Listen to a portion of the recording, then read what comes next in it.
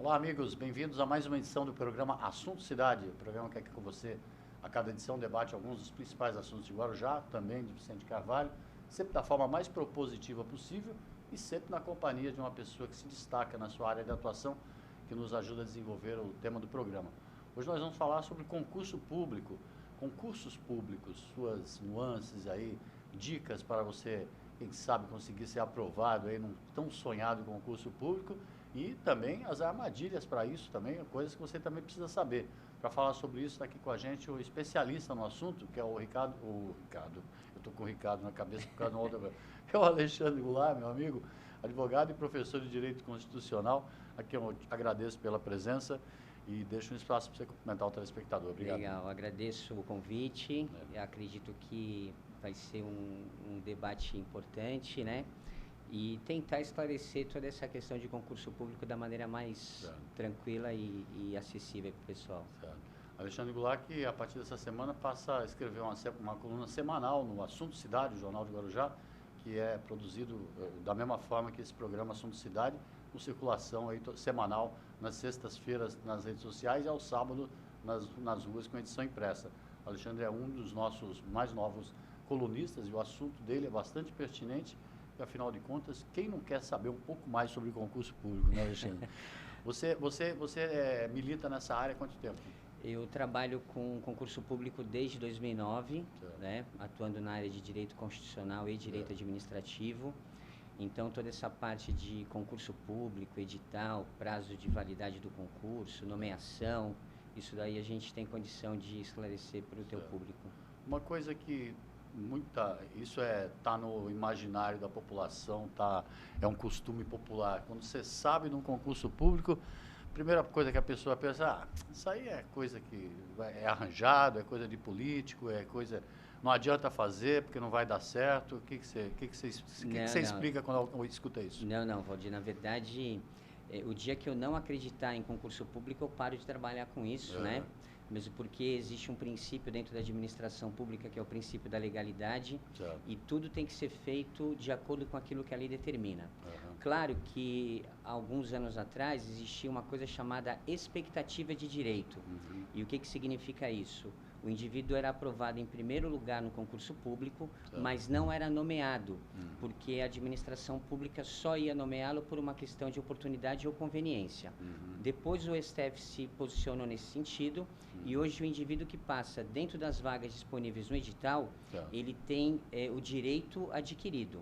Ou seja, durante o prazo de validade do concurso, ele tem que ser nomeado e é uma responsabilidade da administração pública. Tudo começa com a leitura correta do edital, né? O edital, na verdade, é o documento principal, né, que liga o candidato ao concurso e, consequentemente, ao cargo. Mesmo porque, em alguns concursos, você tem o peso de alguma disciplina, o peso de alguma matéria diferenciado. Posso falar, por exemplo, do Tribunal Regional Federal, que a prova vai ser agora em dezembro, e as matérias relacionadas à legislação têm peso 3, em relação a de conhecimentos gerais, que tem peso 1. Então, se o indivíduo não lê o edital, ele não tem condição de se preparar melhor ou mais adequado para a prova. Vai se esforçar, às vezes, numa situação onde ele vai ter um peso menor. Vai gastar um tempo desnecessário numa matéria com pouco conteúdo, com peso pequeno, que talvez nem esteja presente na prova, porque o edital, ele traz as regras básicas do concurso, traz o conteúdo programático das matérias, mas não significa que tudo aquilo que está no edital vai estar na prova também. Então, você tem que ter uma leitura mais crítica, né? E ficar atento, obviamente, nessa questão dos pesos das matérias e assim por diante. Você falou da questão da expectativa que havia antes, da expectativa de contratação, né?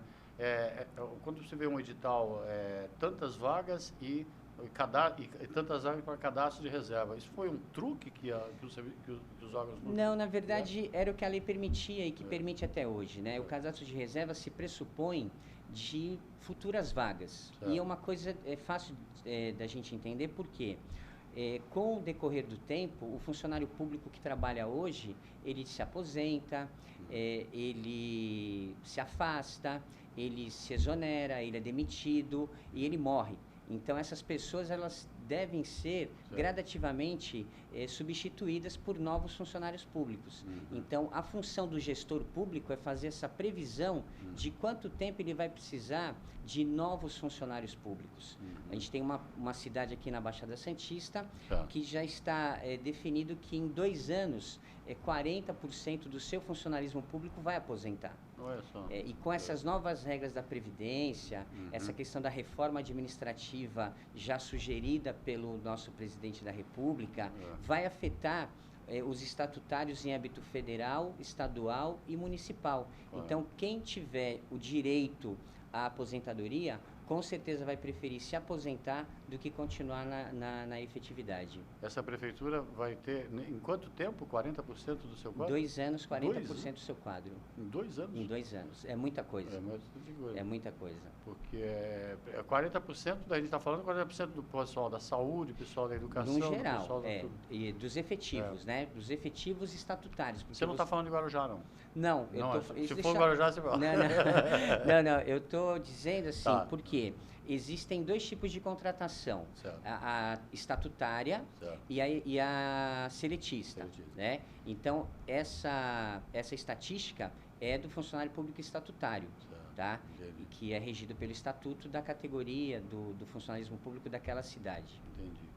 O Alexandre, tem idade para prestar concurso? Tem a idade ideal? Sim, a idade ideal não existe, né? Existe a preparação ideal, né? Hoje em dia, as bancas organizadoras que executam as provas, elas estão cada vez mais exigentes, né? Não adianta o indivíduo ser novo, 18 anos, por exemplo, quando ele pode ingressar no cargo, mas não ter a malícia de concurso.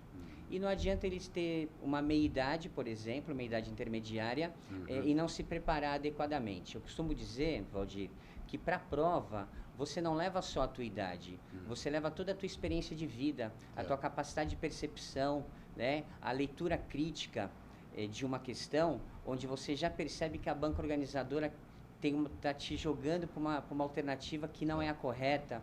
Então, isso daí só a experiência, só alguns cabelos brancos a gente consegue adquirir essa capacidade de percepção. Então, entre novo e uma idade intermediária, não existe o candidato que tem, em função da idade, mais chance ou menos chance de ingressar na carreira pública. Qual seria a malícia ideal aí para malícia do concurso? A malícia, no melhor sentido da palavra, ela requer conhecimento da banca organizadora, né?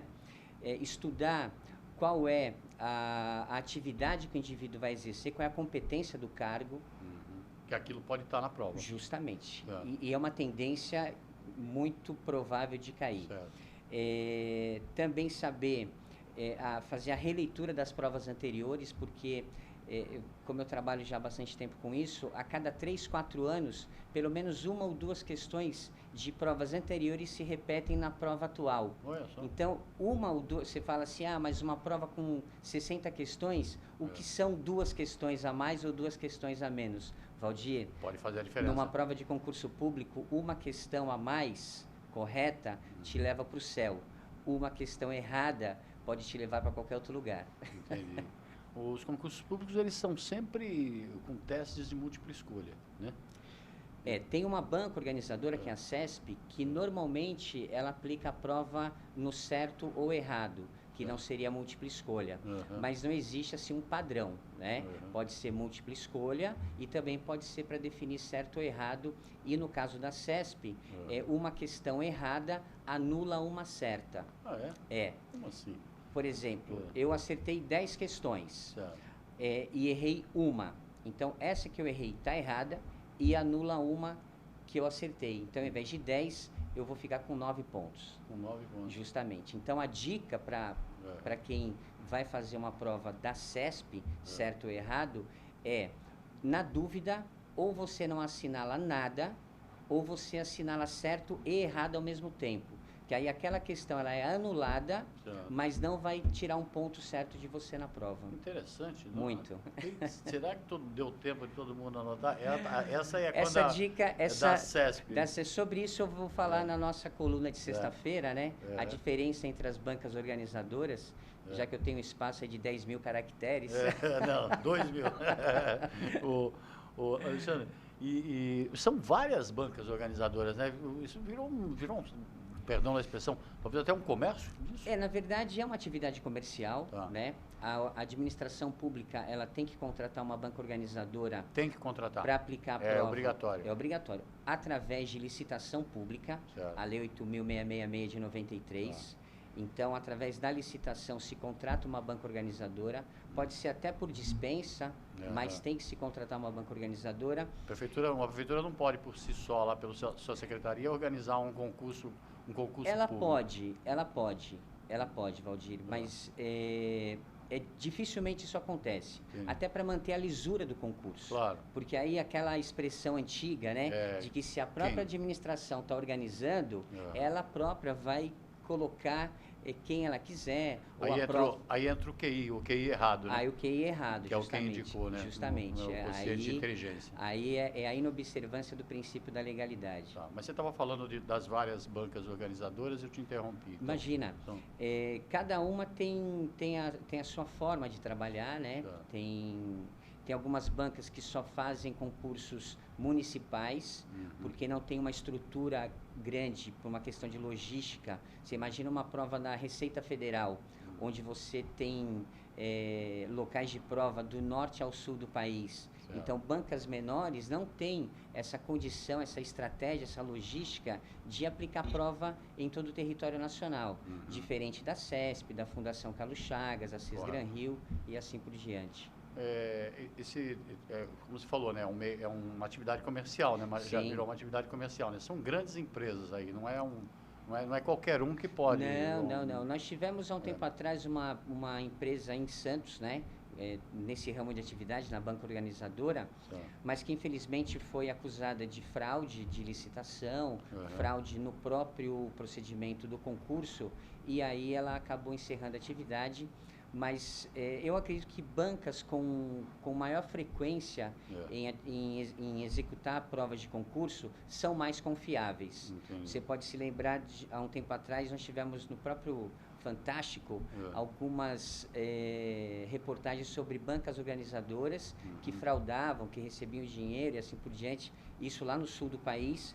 E são bancas pequenas, com pouquíssima expressão, e que são criadas realmente de fachada para ser tendenciosas, vamos dizer assim. Existe um ranking assim, ou na sua percepção assim, quais são as maiores ou as mais importantes? Sim, existem aquelas que atuam com mais frequência e que, na minha opinião, têm uma condição de veracidade, de lisura, de honestidade, que é a VUNESP, que aplica a prova para a Polícia Militar, o próprio IBAN, né, que também é uma outra banca que vai aplicar provas aqui na Baixada Santista ainda nesse ano. A Fundação Carlos Chagas, que é uma banca maior, né? E posso citar também a própria CESP pela questão de ter as questões bem elaboradas. Quem fiscaliza ou monitora o funcionamento dessas bancas? Excelente pergunta. O Ministério Público sempre, né? O Ministério Público é o agente fiscalizador externo de toda a administração pública. E essa questão de você licitar para contratar uma banca organizadora para aplicar uma prova é um ato administrativo. Então, todo o procedimento licitatório é fiscalizado pelo Tribunal de Contas do Estado. Mesmo após a contratação? Principalmente após a contratação, né? Porque, às vezes, a própria lei de improbidade determina na sua questão lá da prescrição que eu começo a contar a prescrição do ato ilícito a partir da descoberta do ato.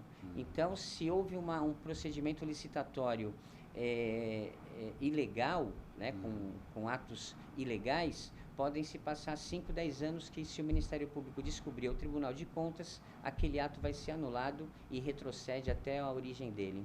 Bom, por tudo que você fala, Alexandre, dá a impressão assim que aquela antiga impressão que a gente tinha, né, que concurso público, como eu comecei a entrevista falando, concurso público é tudo fajuto e tal, né?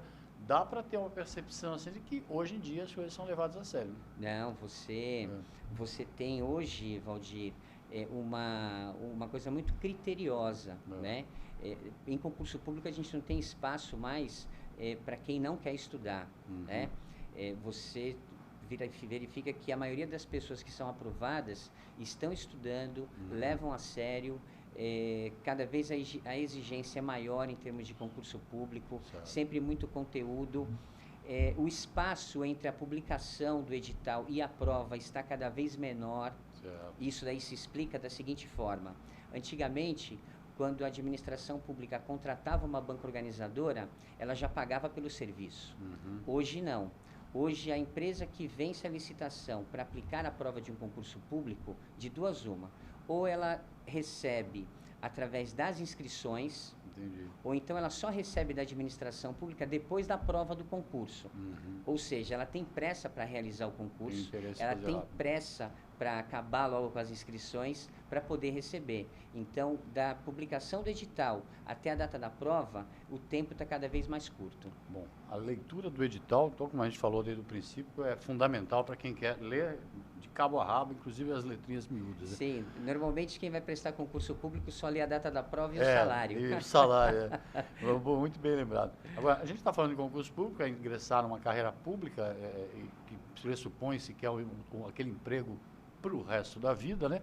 E você, na sua primeira coluna nessa semana, já trouxe logo uma informação que joga um balde de água fria aí. Quem pensa que funcionário público tem emprego pro resto da vida está enganado. Eu só ia pedir para a gente deixar para conversar isso depois do intervalo. Com certeza. Mas é rapidinho. Mas antes eu vou pedir para o Fábio colocar na tela a capa da edição desta semana do Assunto Cidade, o Jornal de Guarujá, que circula aí toda sexta-feira nas redes sociais, ao sábado nas ruas, em edição impressa, e há 15 anos faz aí uma leitura apurada da cena política e também todo noticiário de saúde, educação, esporte, seja lá o que for. Nessa edição, o destaque é para a surpresa que a Prefeitura teve aí com a adesão ao programa Refis, que prevê aí pagamentos de débitos em atraso, tributários em atraso, e o que levou a Prefeitura, inclusive, a prorrogar o prazo, porque a receita está boa. E também a lei dos 20 minutos na fila, aí, que está criando um mal-estar entre Câmara e Governo. A Câmara aprovou uma lei limitando em 20 minutos o tempo de espera na fila da balsa. A Prefeitura entrou com uma ação no Tribunal de Justiça e conseguiu suspender os efeitos da lei. E isso ainda vai dar muito pano para manga e o Assunto Cidade vai estar acompanhando. O programa Assunto Cidade volta já já com o Alexandre Goulart aqui para falar sobre concurso público. Continuamos falando, logicamente.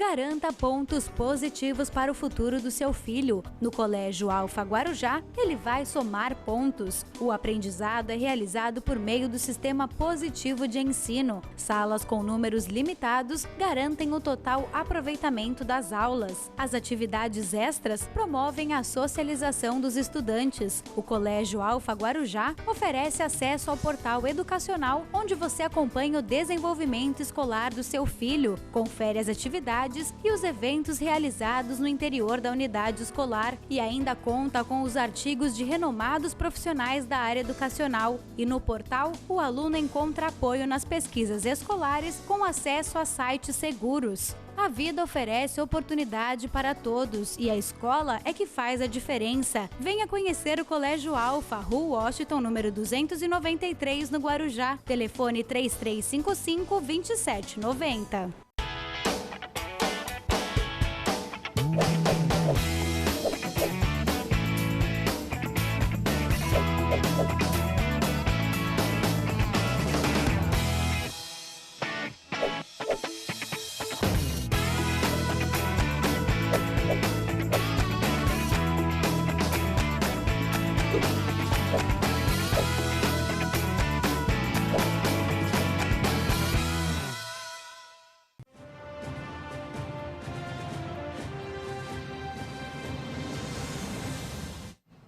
Muito bem, voltamos para mais um bloco do programa Assunto Cidade, hoje entrevistando o professor de Direito Constitucional, Alexandre Goulart, ele que está aqui hoje e também todas as semanas no Assunto Cidade, Jornal do Guarujá, falando sobre concurso público.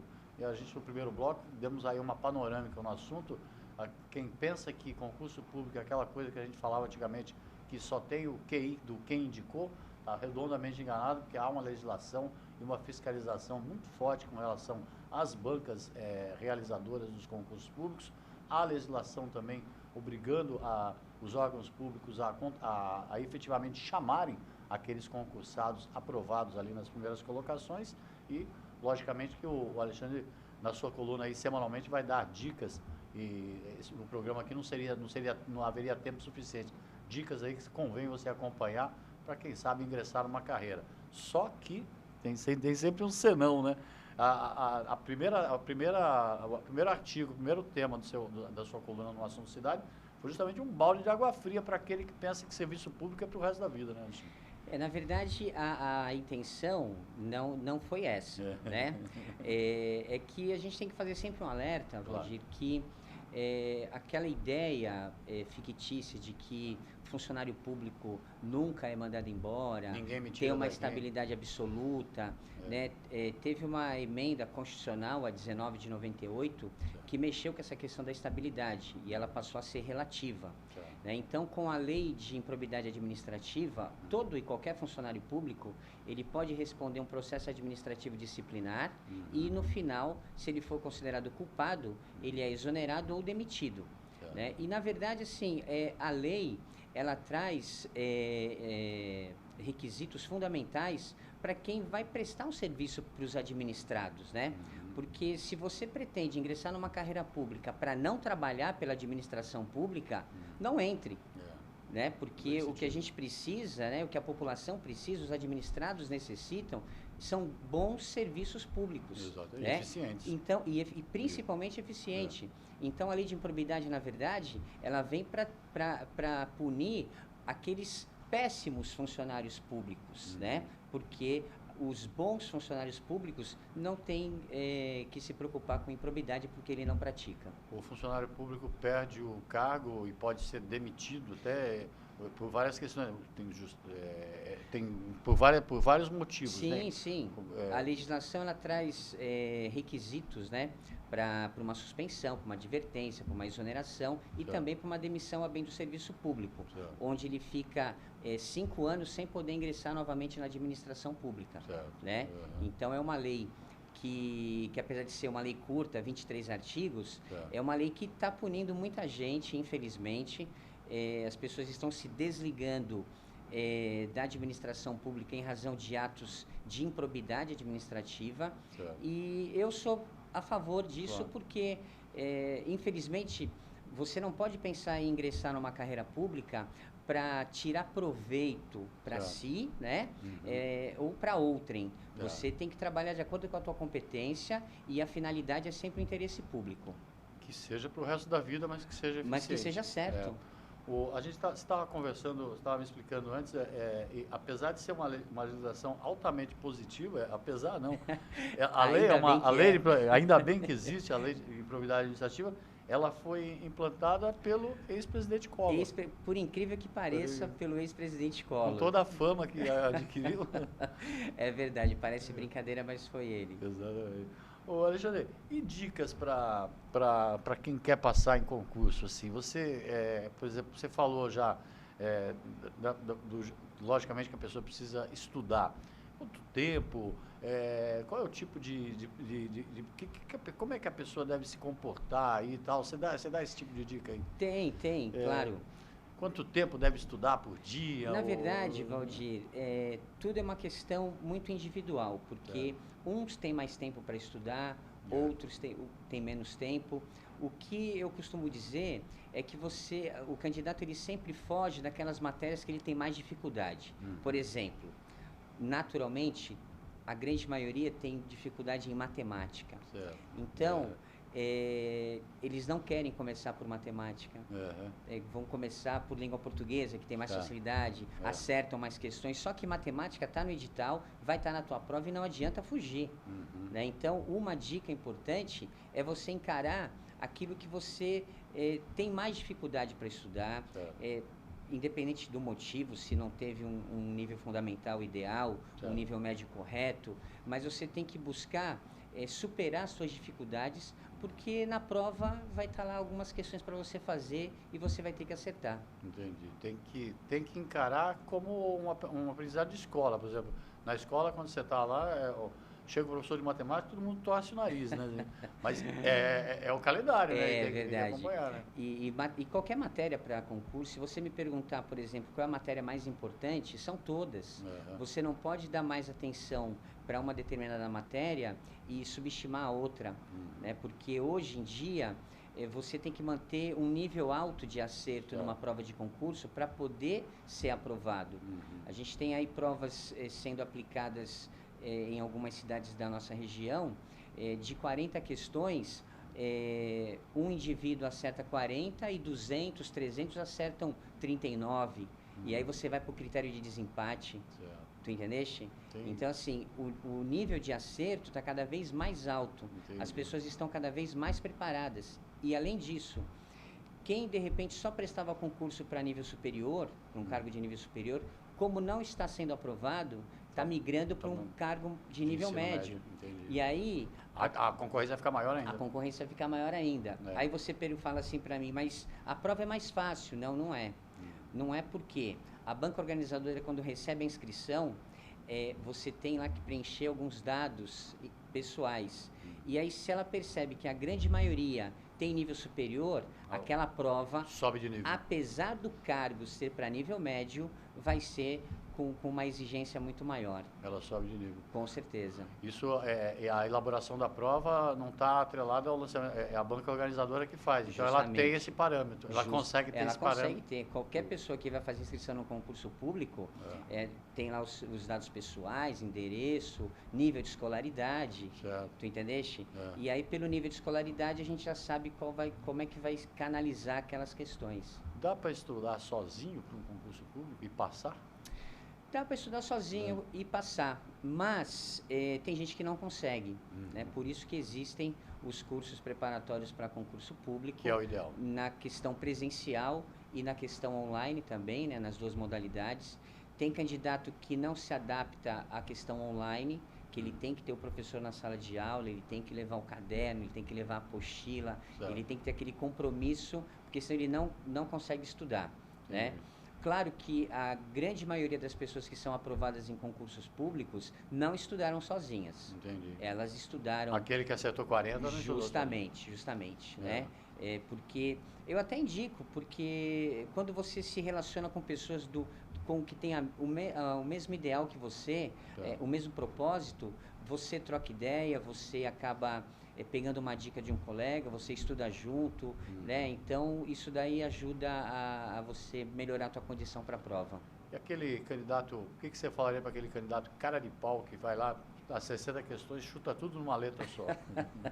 Não, isso aí eu não acredito. Está fadado a ficar lá para baixo. Existe uma lenda, né, uma suposta técnica de chute, né?